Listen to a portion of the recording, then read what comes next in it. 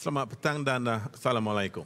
Sejak kebelakangan ini, kami sering dengar mengenai bencana alam yang kian dahsyat menimpa bukan sahaja di luar negara tetapi juga di Malaysia. Sebagai contoh, nyawa dan mata pencarian buat beberapa penduduk di Yan, Kedah baru-baru ini telah diambil dalam sekelip mata sahaja akibat banjir kilat dan tanah runtuh yang berlaku tanpa disedari. Selain daripada itu, hutan dan paya bakau juga terpaksa diredah untuk memberi laluan kepada projek-projek pembinaan dan pembangunan baharu serta sebagai sumber bahan mentah untuk pelbagai tujuan. Apa yang membimbangkan kami ialah lebih daripada 95% hutan bakau di dunia terdapat di kawasan tropika dan kebanyakan mereka termasuk di negara Malaysia dan negara-negara ASEAN yang lain. Kawasan ini juga diiktiraf sebagai global hotspots yang kaya dengan kepelbagaian spesies kayu-kayu bakau. Namun malangnya, sejak 25 tahun yang lalu, bumi kita telah kehilangan lebih daripada 20% tutupan hutan bakau ataupun mangrove cover disebabkan oleh peningkatan jumlah penduduk dan pembangunan yang teramatlah pesatnya. Ramai menganggap hutan paya bakau sebagai tanah terbiar ataupun tanah yang tidak berguna ataupun berfaedah, menjadikan ianya mudah untuk dieksploitasi dan digunakan sebagai sumber tanah dan air yang murah dan tidak dilindungi.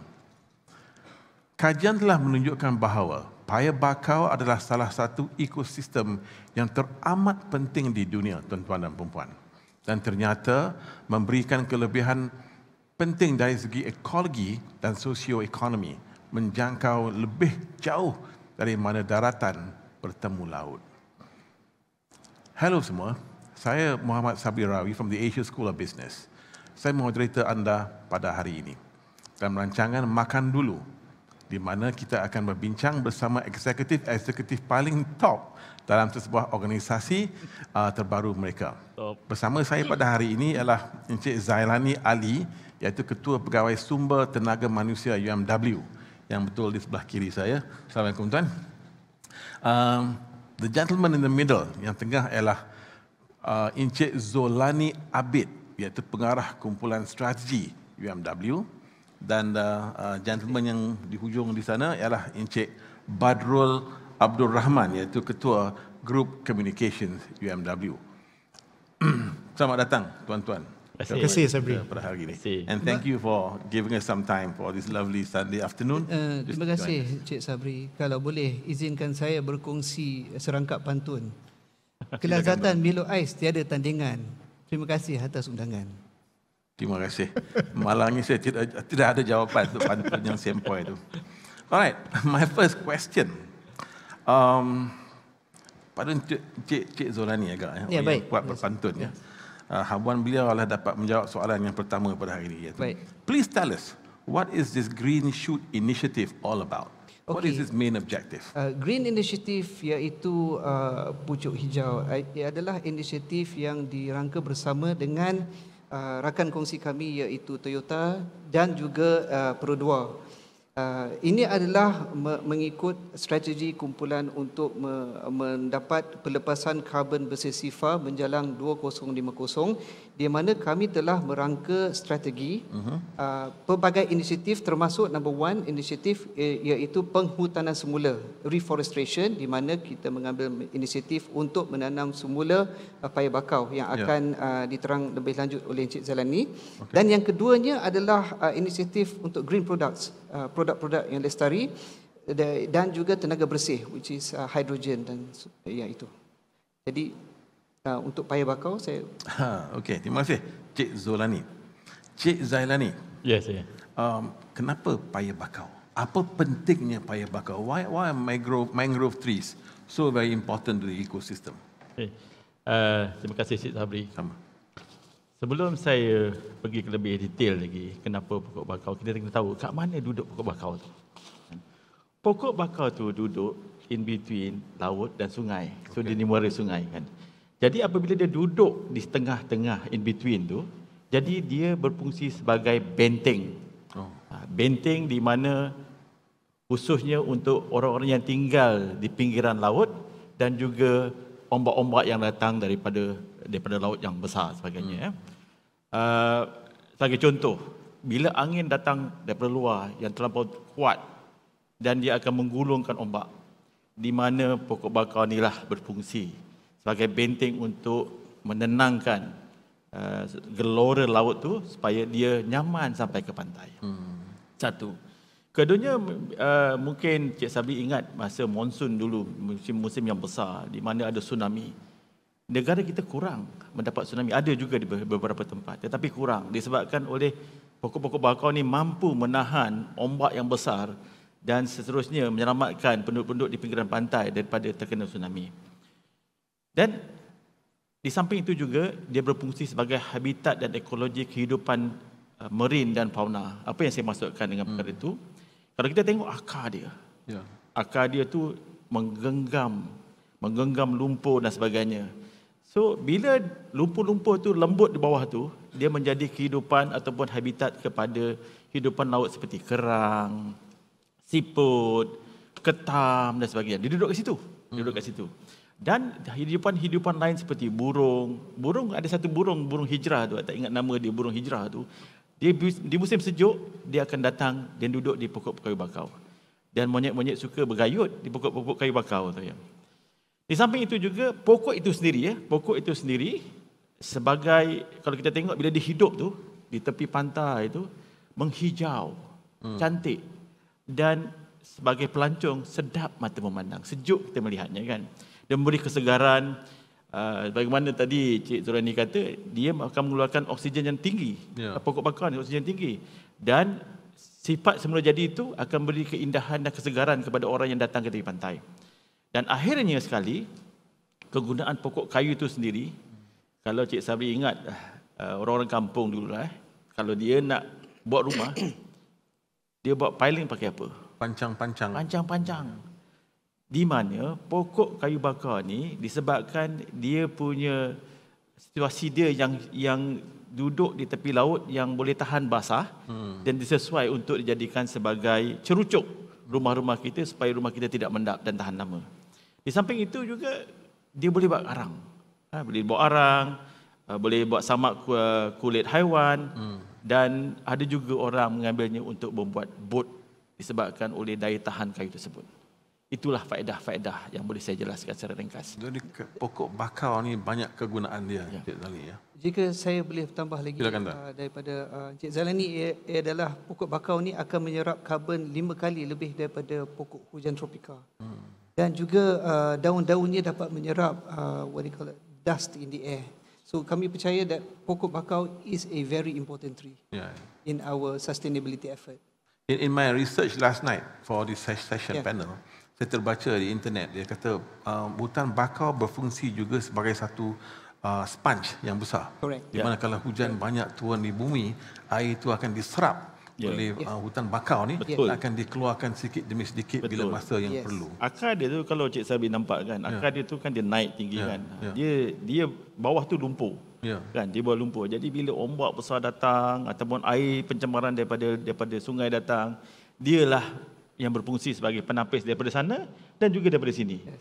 Tengok, Tuhan jadikan pokok ni kan, first line of defense.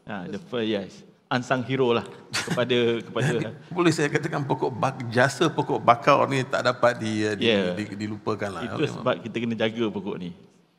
And I'm happy that you are doing something about it. Cik Bat dah lama duduk kat hujung tu diam-diam lah. Your question for you, sir. So how does your organisation under this initiative plan to reach out, not just reach out, but to inspire the community at large, so that they can come and embrace what you are doing and provide the support that you need. And also, if I can add one more level to the question, cuba mengolah cara pemikiran mereka terhadap betapa pentingnya pokok bakau ni. Okay, thank you Sabri for the question. I'm glad you brought it up. Macam two of my colleagues here have highlighted, bakau ni I think it's an underrated plant. Underrated plant.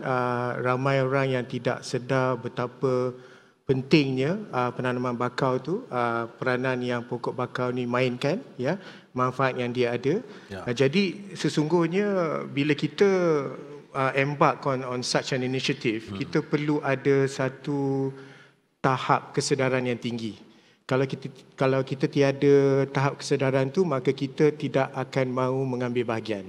Jadi untuk itu pihak UMW akan bekerjasama, sudah pun mula bekerjasama dengan pihak Astro.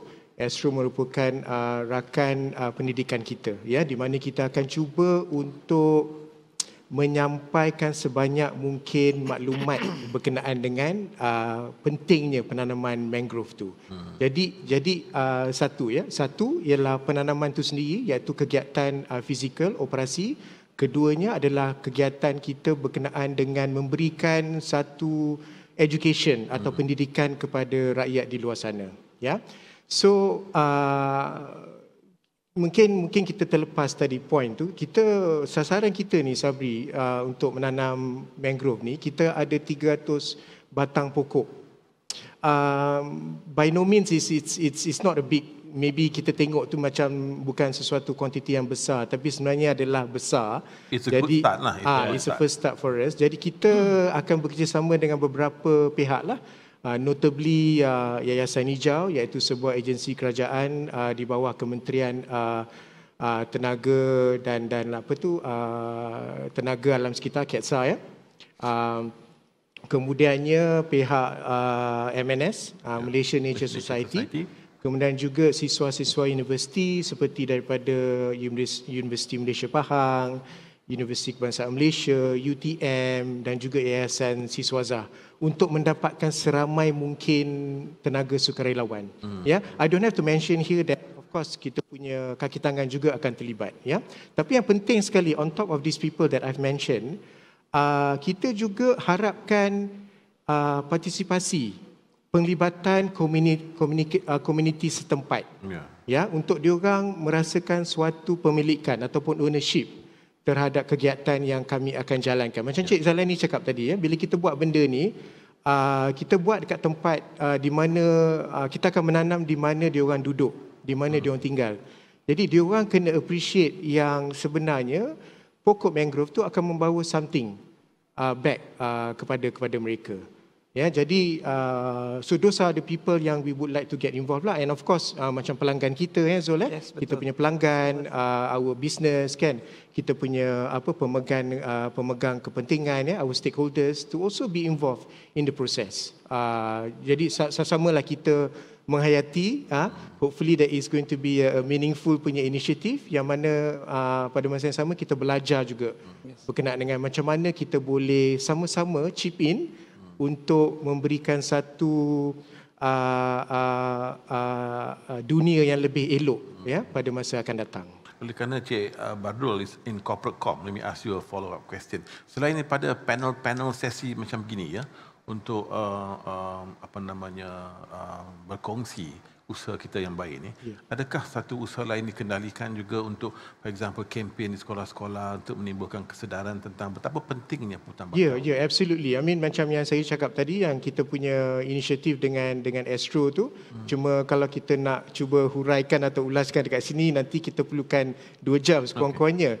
Tapi dengan Astro tu nanti kita akan masuk beberapa program, yang mana program ni akan reach out kepada beberapa lapis masyarakat lah, termasuk juga para pelajar. Ya, pada hemat kami, pelajar ni amat penting because these are the people who are going to be the next generation. Correct. Apa-apa yang kita buat pada zaman sekarang ni, pada tahun ni, mungkin kita sendiri tak akan dapat nikmati dia punya pulangan tu, tapi ini adalah untuk generasi yang akan datang. Sebab tu we try and get them young, from wherever they are now, in primary school ke in secondary school ke, untuk sama-sama mengambil bahagian di dalam aktiviti inilah.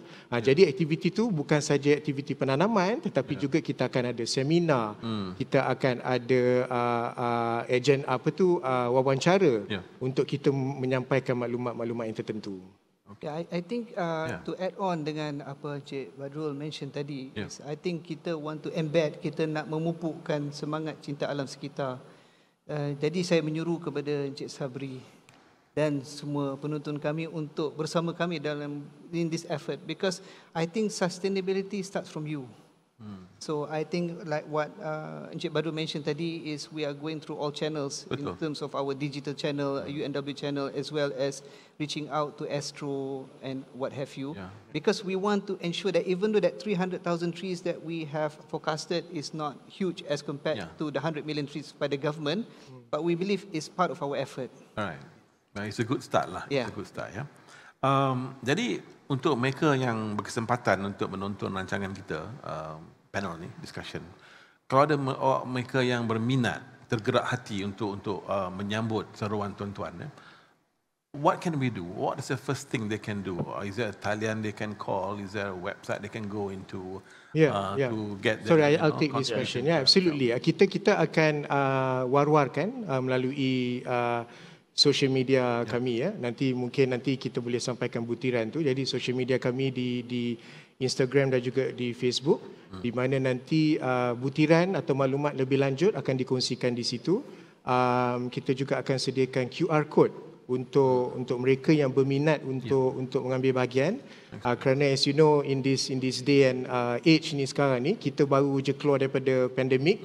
Jadi ada beberapa langkah yang kita perlu jalankan lah. Jadi it's not like it's a walk-in for anyone to join. Jadi I hope everyone appreciates that lah. Dia kena register dulu, untuk pastikan yang kita vaccination dan sebagainya is in place lah. Betul. Yeah? Thank you, Cik Ban. Alright. It all sounds so wonderful, and I really like that. I laud what UMW is doing. But my question to you is more strategic in nature. Maybe one last question would be, what does all this initiative, what does it mean to UMW as an organization? Because when you mention UMW to a normal Malaysian, Cik Zalani, the question is yours to answer first. The first thing that comes to mind is a Toyota Cars. And I say that with a lot of respect. So, and now you're coming in and doing a lot of things for the environment. How do these two things jive together and support what UMW stands for? Terima kasih, Cik Sabri. Sebagai sebuah syarikat dalam kumpulan PNB, kita ada dua tanggungjawab yang besar. Pertama, kelestarian dari sudut keuangan kita, di mana kita bertanggungjawab memastikan kita deliver kita punya promises to our stakeholder, which is PNB. Itu satu. Dalam masa kita membuat urus niaga dan sebagainya, kita ada satu lagi tanggungjawab yang juga lebih besar, memastikan bahawa the sustainability of the country, especially with regard to the environmental, is very fundamental. Di atas kesedaran inilah kita di dalam syarikat, di pihak lembaga pengarah terutamanya, telah pun bersetuju untuk menjalankan aktiviti sustainability yang bagaimana diterangkan oleh Cik Zalani itu, di mana kita mengadakan program Green Shoot ni, di mana kita nak memastikan bahawa terdapatnya kerjasama yang secara holistik di antara kerajaan, murid-murid sekolah, murid-murid universiti, kaki tangan awam, dan yang paling penting komuniti di tempat itu, untuk sama-sama kita melestarikan alam semula jadi, di mana kita akan memberi faedah bukan saja sekarang, dari segi kesedaran kepada semua, bukan saja sekarang, tetapi juga kepada future. Tanggungjawab itu penting. Kita memberitahu masyarakat bahawa semua perlu terlibat dalam usaha kita mempertahankan alam sekitar kita, sekarang dan in future, untuk masa depan kita. Dahulu, sekarang dan selamanya lah. Dan selamanya, insyaAllah. Okay, thank you, Sabri. From a strategic level, right. UNW berkecimpung dalam otomotif, manufacturing, aerospace dan juga equipment. Right. And we have global partners. Rakan kongsi kami, Toyota, Komatsu, Rolls-Royce. They have now embarked on their sustainability journey, kelestarian, Petahala 7. Together with them, UNW today, we have unveiled our strategic transformation framework, which is CREST at 2021, where sustainability, kelestarian is one of the main pillars. So as mentioned by Encik Zalani, di bawah kepimpinan Datuk Ahmad Fuad, our President and Group Chief Executive Officer, and with the support of the board, together with Tan Sri Ahmad Kamapiah, as well as Datuk Sri Zaini Ujang, who is part of the ministry, we are now embarking on a holistic approach. Hence why we are now first it's reforestation and second green products, green energy. Because we believe that sustainability is the way forward. Right. Excellent, excellent. Mungkin something Cik Bat nak tambah sikit to that question? Saya rasa dah cukup tu. Cik Zailani dengan Cik Zulani ni memang sahabat pakar saya lah. I think they've already covered daripada strategic punya point of view as well as the operational punya point of view. Yeah. Alright, so my next question, kita baru keluar daripada very long session of being locked down. Multiple versions of various lockdowns, SOPs that come in. Bagaimanakah UMW telah berjaya menangani these various lockdown so far? Okay. And what makes it so successful? Okay, Alhamdulillah. Ini suatu perkara yang amat kita banggakan. Setakat ini, Cik Sabri, kita tidak ada kluster UMW. Thank God. Thank God. Okay. Pandemik ini merupakan suatu perkara yang baru yang tak pernah kita jangka dia akan berlaku. Dan musuh ni pula tak nampak. Kan? Apabila kita berhadapan dengan musuh yang kita tak nampak, maka kita memerlukan SOP yang lebih ketat. Yeah. Sebab kita berhadapan dengan orang yang kita tak nampak, dengan musuh yang kita tak nampak. So, apabila kerajaan mengumumkan MCO contohnya, kita di entire group memastikan bahawa kita follow 100% SOP itu. Dan jawatan kuasa saya dipanggil Health Safety and Environmental, dia bertanggungjawab untuk memantau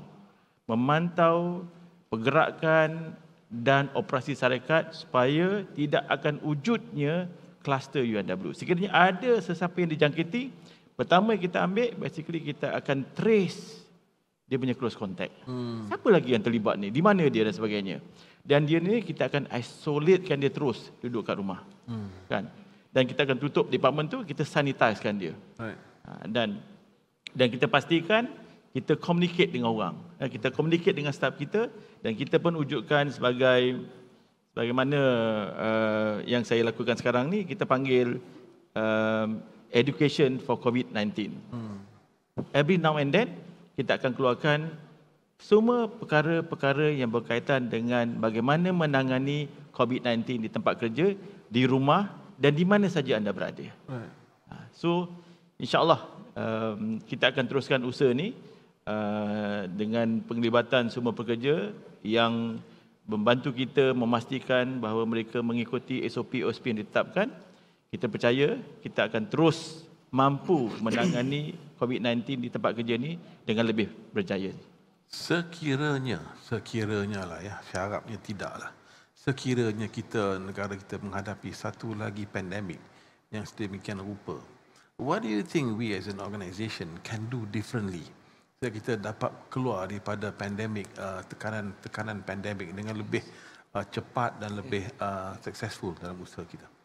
What can we do differently? I think if we look at it, I think the group has embarked on two very important strategies. One is protecting the employees, where we have, under the leadership of Cik Zailani, we have ensured that we have vaccinated everybody.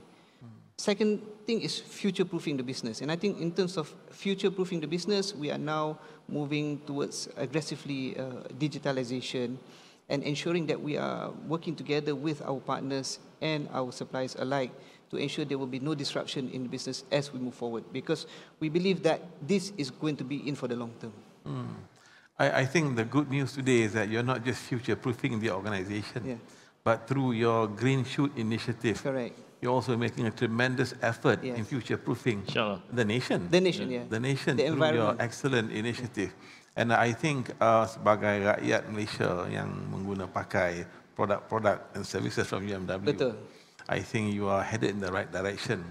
Di mana once we think of the organisation called UMW, we don't just think of the excellent automotive products that you guys push out, but you also start to think of the various commitments that you are making for the future of the nation and for the really long-term success of the organisation, of the country. Because people orang selalu berkata, we're talking about long-term success, but our actions are usually securing short-term gains. Correct. And it doesn't meet the purpose. Betul. But here we're actually talking about, you're one of the few organizations I know right now who are actually doing something to pursue long-term growth and ensure long-term success. Macam saya katakan tadi, Ya, Cik Sabri, Zalani. kita serampang dua mata yang kita nyatakan tadi, di mana bukan saja kalau Cik Sabri pakai kita Toyota atau Pro 2, the first thing pasti in your mind is the quality of the car, right? Excellent. Yeah. And on the other parts, we promise to give you the best quality of life. So, and together, insyaAllah, we can make it happen. You know, when I start the car to go to work, kita tu boleh berjalan. That ensures a good quality of life. As they say, I think there's nothing more damaging to the environment. The biggest threat to the environment is when everybody thinks that somebody else will come along Correct.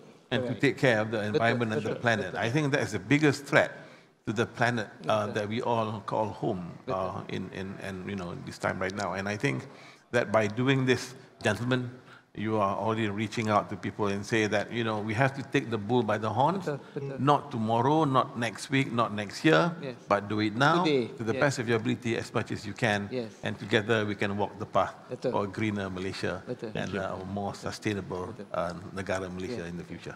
So Cik Sabri, you coming with us?